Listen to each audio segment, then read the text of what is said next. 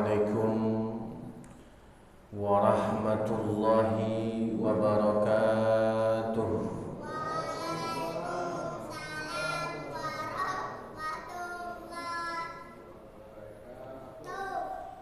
Alhamdulillahi rabbil alamin, wa bihi nasta'inuhu ala umuri dunya waddin. Allahumma salli wa sallim wa barik wa an'im ala nabiyyina Muhammadin sallallahu alaihi wasallam wa ala alihi wa ashabihi ajma'in wa man ittaba'ahum bi ihsanin ila yaumiddin, amma ba'd. Qala Allah Ta'ala fil Qur'anil Karim: A'udzu billahi minasy syaithanir rajim. Ya ayyuhalladzina amanu taqullaha haqqa tuqatih wa la tamutunna illa wa antum muslimun. Faqala Rasulullah sallallahu alaihi wasallam: Ittaqillaha haitsu ma kunta wa atbi'is sayyi'atal hasanata tamhuha wa khaliqin nasa bi khuluqin hasan. Bapak, Ibu, saudara-saudariku yang dirahmati Allah Subhanahu wa ta'ala, marilah kita panjatkan puja dan puji syukur kepada Allah Subhanahu wa ta'ala atas limpahan nikmat yang Allah berikan kepada kita. Allah memberikan kepada kita kehidupan ini, lalu Allah memberikan nikmat yang tidak Allah berikan kepada semua makhluknya, yaitu nikmatul iman dan nikmatul Islam. Sebagai bentuk daripada syukur kita pada nikmat iman dan Islam, kita duduk di sini setelah mendirikan sholat maghrib berjamaah untuk saling berwasiat di dalam kebaikan dan juga kesabaran, agar Allah memberikan kepada kita taufik untuk mengokohkan keimanan kita, memperbaiki ibadah kita, dan membuat kita semakin memiliki akhlak yang mulia. Kembali di sini kita akan belajar sama-sama sirah nabawiyah, kajian sejarah Nabi Muhammad sallallahu alaihi wasallam. Masih dalam pembahasan yang sama, yaitu judul mengapa orang Quraisy menolak dakwah Nabi. Bukan karena Nabi akhlaknya jelek, bukannya orang Quraisy itu tidak suka sama Nabi secara personal, tetapi orang Quraisy menolak dakwah Nabi yang pertama karena apa, Pak? Masih ingat? Takabur, sombong. Kemudian yang kedua karena kok sunyi? Karena penyakit syubhat, Masya Allah. Kayaknya Pak Yanto benar tadi ya. Nah, boleh pulang, Pak.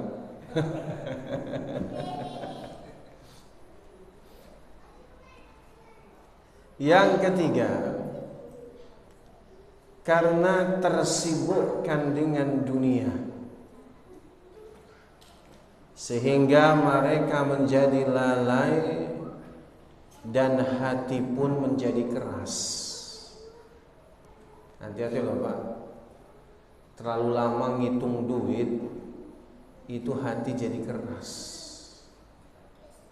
Makanya duitnya nggak usah banyak-banyak, disimpan. Tiap hari dihitungi duit itu ya, itu bikin keras hati itu.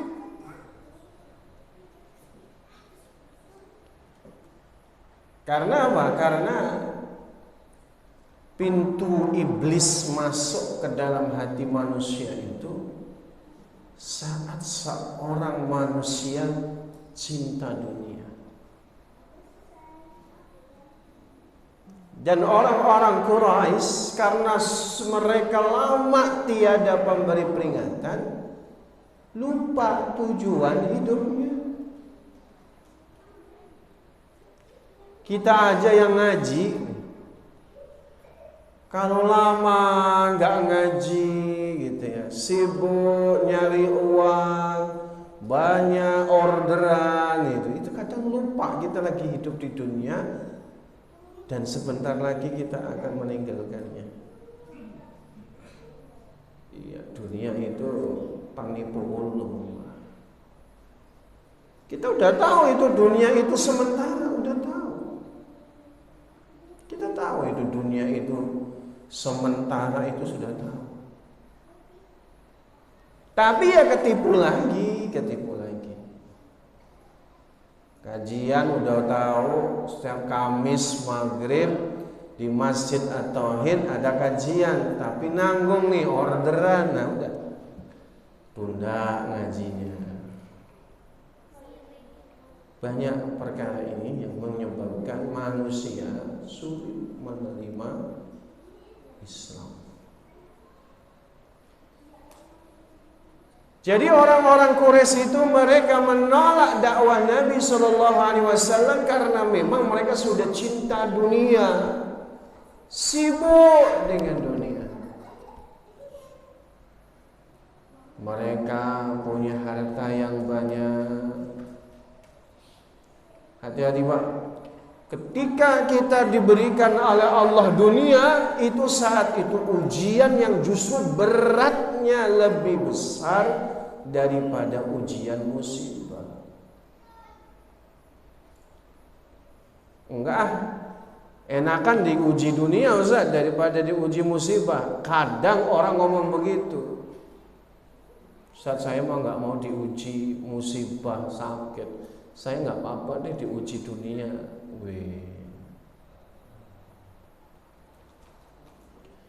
Kebanyakan yang menyebabkan kaum Nuh sulit menerima dakwah Nabi Nuh, dunia. Bagaimana Fir'aun dan segala bala tentaranya dan kaumnya sulit menerima dakwah Nabi Musa, dunia.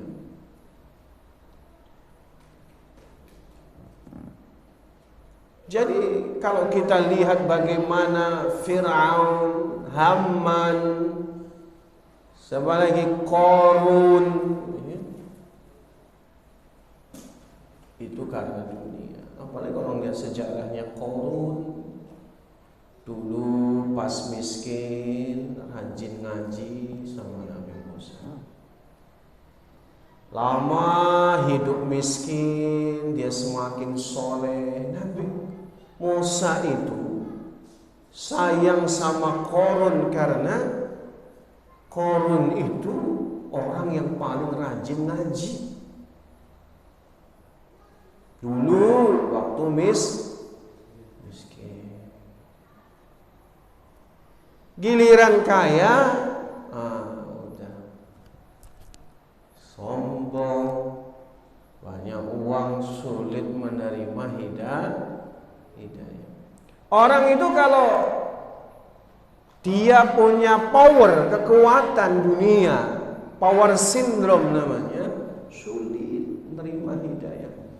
Bahkan di antara mereka juga mengatakan bahwa kami nggak butuh Tuhan untuk jadi kaya. Kami nggak sholat kaya, ngapain saya butuh Tuhan? Tuh. Makanya Pak, ya Allah, hikmah. Allah tidak memberikan kepada kita semua apa yang kita inginkan agar kita itu punya rasa butuh sama Allah. Mahal Pak. rasa butuh sama Allah itu mahal harganya. Dan itu termasuk bagian dari taufik Allah tabaraka wa ta'ala. Kalau kita ini semua keinginannya tercapai, nggak doa kaya, nggak doa isinya cantik, jadi merasa nggak butuh Allah. Ini saya kenapa ngomong begini Pak? Belum lama ini, 1 pekan inilah, ada saudara kita, binaan kita, dulu bagus banget, tapi kemudian Allah berikan segala dunia, harta buahnya,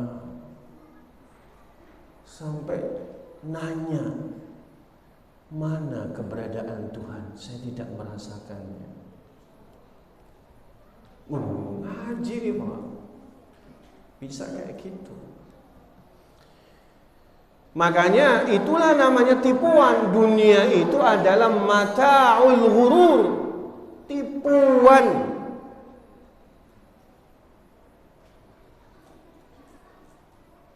Kita kadang ya tertipu dengan semua itu.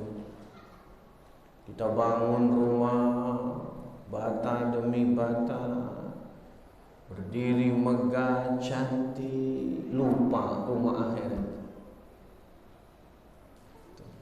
Terlalaikan. Makanya sebenarnya kondisi kronis orang Quraisy ini adalah yang ketiga, karena mereka sudah lalai tersibukkan dengan dunia. Keadaan mereka lalai dengan dunia, bahkan saling berbangga akan banyaknya keduniaan mereka. Hati-hati, ini penyakit yang begitu tidak terasa menggerogoti hati kita. Barangkali sederhana kita bangga-banggaan terhadap dunia ini, dengan harta kita, anak-anak kita.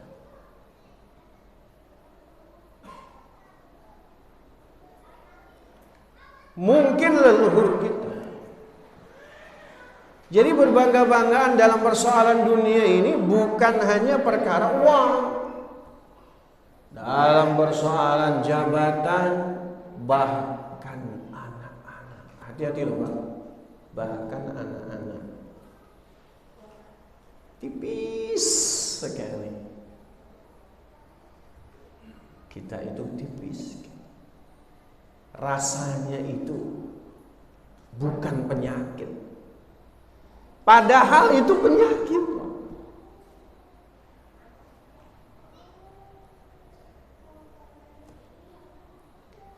Diriwayatkan dari Bani Abdi Manaf bin Qusay, Bani Saham bin Amr, dahulu mereka saling membanggakan banyaknya orang besar mereka, hingga pergi ke kuburan dan menghitung orang besar mereka yang sudah tiada.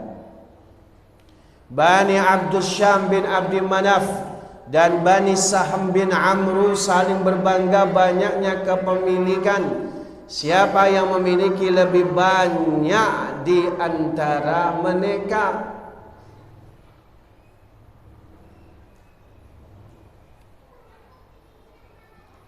Abdul Manaf bin Qusay itu ya ayahnya Hashim. Sementara Bani Saham bin Amr ini dari Bani Saham, masih anak keturunan Ka'ab bin Lu'ay. Ya masih satu rumpun kalau kita bilang, sama-sama Quraisy. Bani Abdus Syams ini anak keturunannya Bani Abdud Dar. Ya, banyak-banyakan harta. Siapa yang lebih banyak di antara mereka?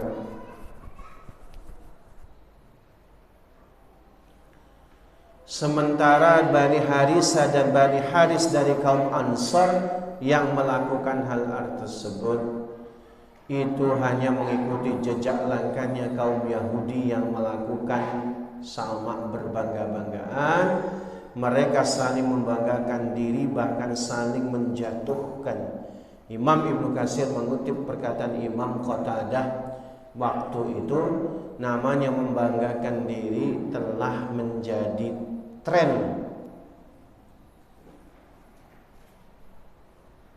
Kebayang nggak hari ini kayak apa?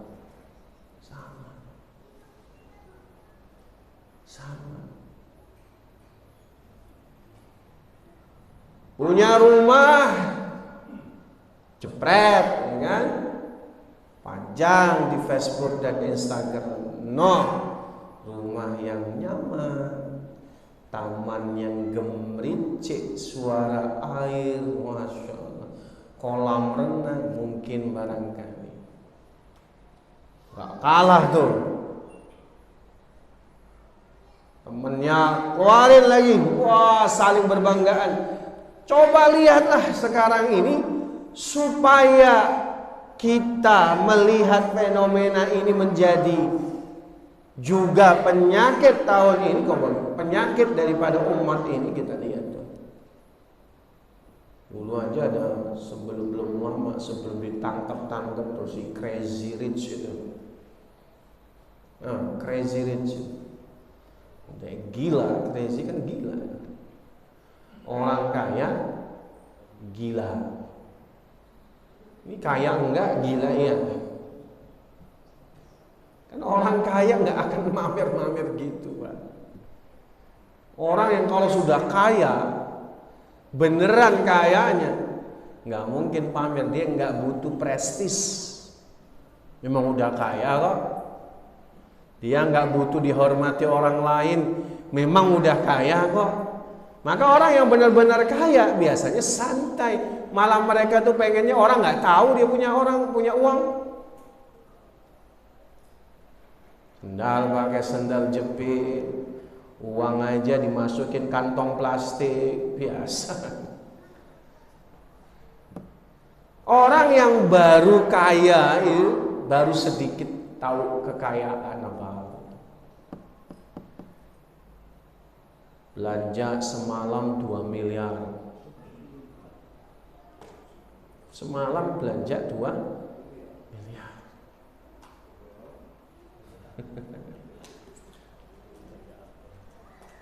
Belanja apa itu ya? Kalau dibelanjain kelanting dapat berapa?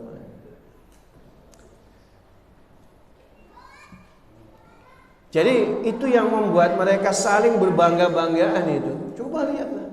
Rumahnya, mobilnya, motornya, ya Allah ya Rahman. Zaman dahulu itulah yang menyebabkan orang Quraisy sulit menerima dakwah. Kenapa Pak?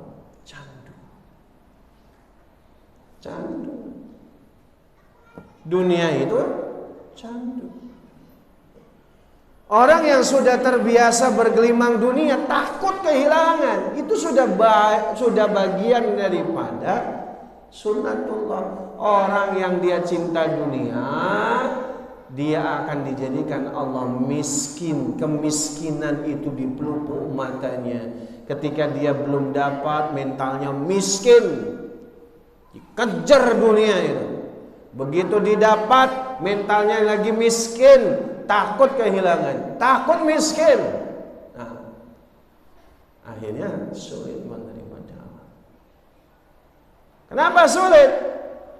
Menerima Islam, kekayaan seperti penjara bagi seorang muslim. Ad-dunya sijnul mu'min. Dunia itu penjara bagi orang muslim. Bagi mukmin, dunia itu penjara. Apa itu, Pak? Punya uang aja bagi muslim nggak sembarangan mengeluarkan. Dia punya uang juga, dia bakal dihisab, dipertanyakan dan dipertanggungjawabkan. Tuh. Maka dunia bagi mukmin itu penjara. Punya uang pun nggak bisa seenaknya digunakan. Suatu ketika Amirul Mukminin Umar bin Khattab datang kepada sahabat Hudzaifah ibnul Yaman. Hudzaifah ibnul Yaman ini sahabat yang diberi julukan pemegang rahasia Rasul, orang yang dipercaya sama Rasul. Bahkan daftar orang munafik yang punya daftar hanya Hudzaifah. Abu Bakar nggak punya, Umar nggak punya. Suatu ketika Khalifah Amirul Mukminin Umar bin Khattab datang kepada Hudzaifah ibnul Yaman. Dia khawatir banget termasuk bagian dari orang munafik dalam catatan Hudzaifah. Dia tanya kepada Hudzaifah, ya Hudzaifah, apakah saya termasuk dalam catatan orang munafik? Hudzaifah berkata tidak, ya Amirul Mukminin. Maka Umar bertanya lagi, pastikan saudaraku, aku ini termasuk di dalamnya enggak? Hudzaifah bilang, enggak, kamu bukan termasuk. Lalu Umar bertanya lagi, wahai sahabat Rasulullah, beri nasihat kepada saya sehingga hilang kemunafikan dalam diri saya. Kata Hudzaifah, saya nggak punya kritik dan nasihat untukmu. Kamu termasuk golongan orang yang terbaik.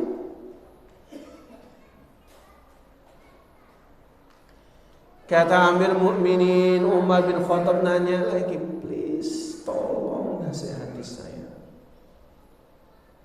Maka kalau sudah kayak gini Pak, sebagai seorang muslim itu kalau datang sesama muslim minta nasihat, nggak boleh ditolak.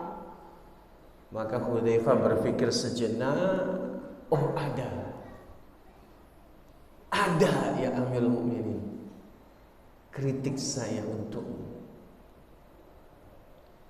Maka Amirul Mukminin dengan wajah gembira, tolong ceritakan saudaraku, sampaikan kepada saya.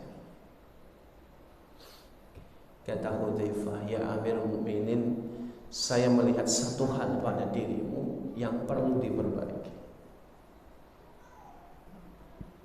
Ini awal-awal beliau jadi khalifah ya.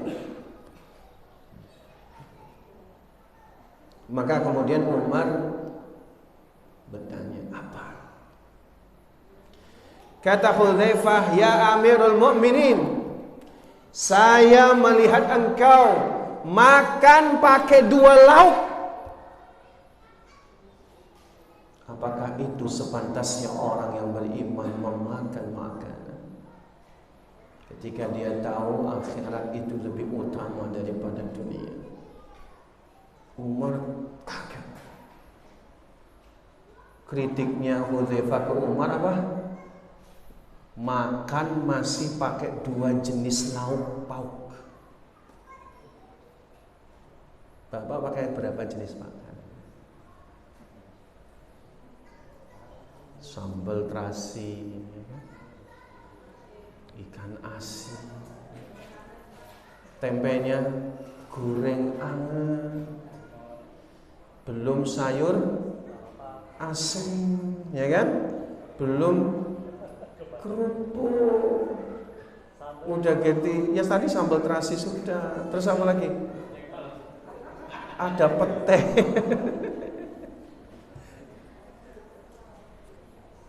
Udah berapa jenis itu Pak? Belum minta disembelihin ayam, gurame, lele.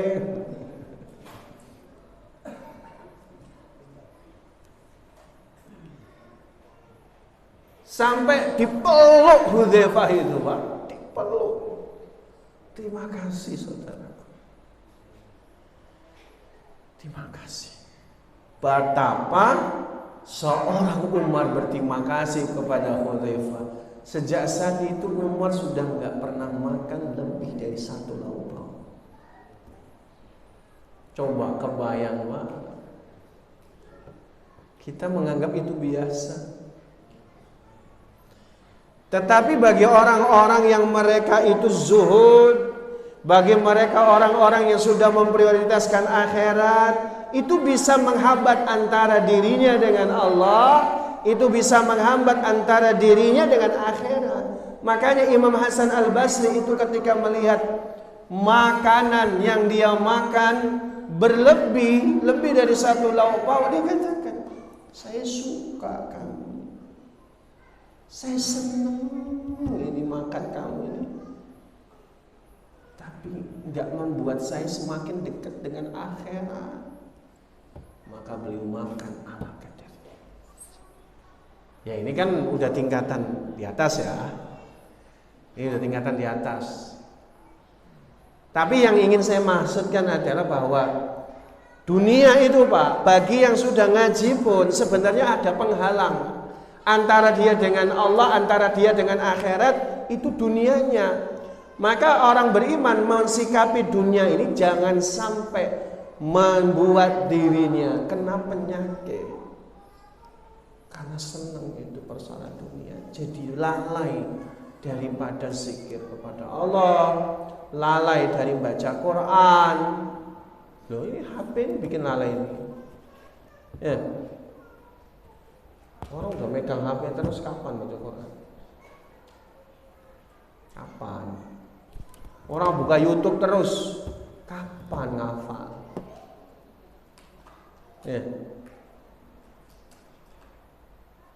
Ya pasti lalai, udah jelas itu. Makanya secukupnya, seperlunya itu. Oke, kita bilang ini kan manfaatnya banyak. Iya, saya pun pakai, ini manfaatnya luar biasa. Dulu kita ngisi kajian ataupun belajar bawa kemana-mana kitab tebel, sekarang sudah ada di HP semua, manfaatnya. Cuma ya seperlunya. Ini masalahnya niatnya. Saya kan baca Qurannya juga di HP. Iya, baca HP. Baru 1 lembar, 2 lembar, mending 2 lembar, 1 baris, 2 baris, kelontrang. Nah ini WA, buka dulu kan, penasaran. Habis buka jawab dulu, lupa lagi baca Quran. Saya hanya ingin menghantarkan gitu loh. Bagi orang ngaji saja sudah ngerti persoalan dunia saja ketipu terus. Apalagi orang Quraisy 2700 tahun tidak ada nabi. Kita udah pernah bahas itu. Maka turunlah surah At-Takasur, Alhaakumut Takasur hatta zurtumul maqabir. Alhaakumut Takasur, bermegah-megahan telah melalaikan kamu. Kata alhaakum dia ambil dari kata laha yalha, artinya menyibukkan diri dengan sesuatu sehingga mengabaikan yang lain yang lebih penting. Itu arti alha. Alhaakum at-takasur, bermegah-megahan dalam urusan dunia telah melalaikan kamu.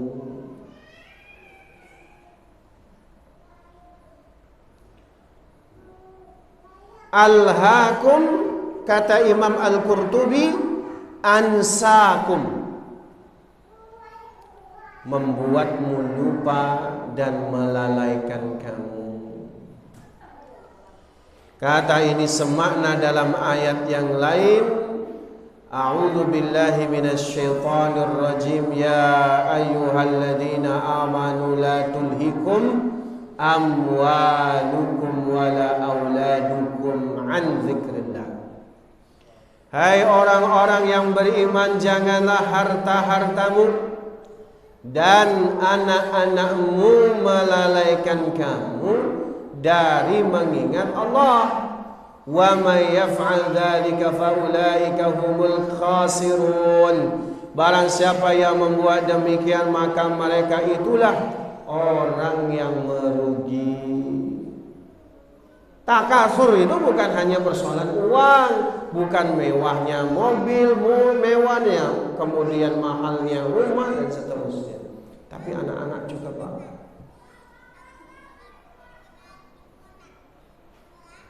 Kadang anak-anak itu diporsir untuk belajar tanpa istirahat, nggak ada waktu main, bapaknya galak, kamu harus. Untuk apa? Bangga-banggaan. Alhamdulillah, anak saya masuk sudah 55 juz. Wah, anak saya udah 10. Sama itu takasur. Hati-hati. Titik poinnya bukan itu, Pak. Kita tetap ngajari anak supaya punya hafalan Quran. Kita juga tetap mengajarkan mereka ilmu dan adab yang baik. Tetap ajarkan. Tapi motivasinya bukan dalam rangka berbangga-banggaan persoalan itu. Alhamdulillah, anak saya sudah lulus pesantren, sudah lulus pondok. Dengan izin Allah, mereka jadi ustaz. Semoga Allah terus membimbing kami. Nah, itu yang bagus. Karena berbangga-banggaan juga termasuk persoalan anak-anak, Pak. Kadang lalai dari zikrullah. Kapan itu terdeteksi? Saat kejadiannya, kenyataannya, hasilnya bertentangan dengan keinginannya. Anaknya nggak cerdas, malu bapak punya anak kamu. Ada anaknya sulit menghafal Quran. Nah, kamu anaknya ibumu ini. Giliran nggak berprestasi, anaknya ibunya kan gitu. Padahal kita tahu ya, bahwa anak-anak bisa melalaikan kita, Pak. Bisa. Kembalikan urusan itu kepada Allah. Anak itu titipan dari Allah. Kalau baik itu karena Allah, kalaupun belum baik ya karena Allah.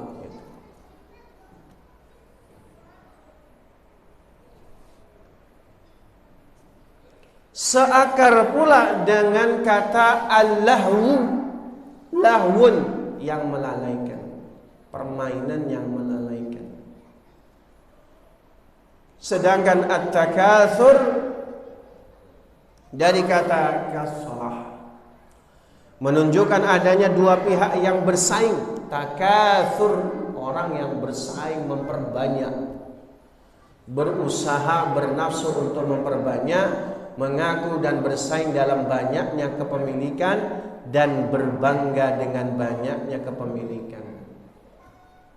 Kalau ini sudah masuk dalam hati manusia, dipastikan dia cinta dunia.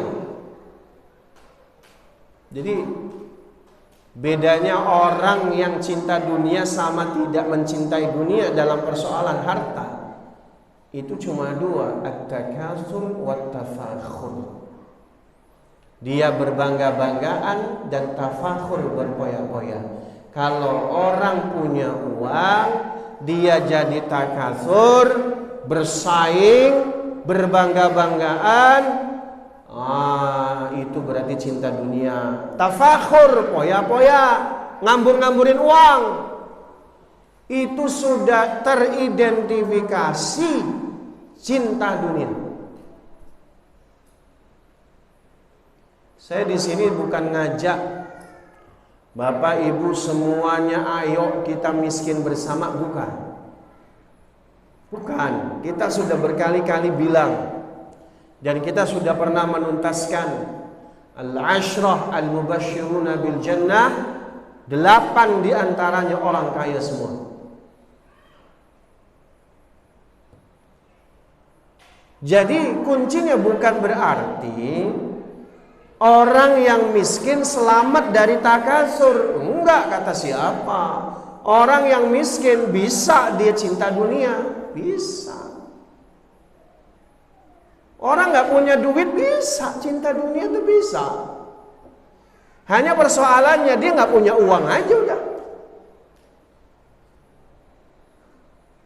Cinta dunia itu bisa ke siapapun.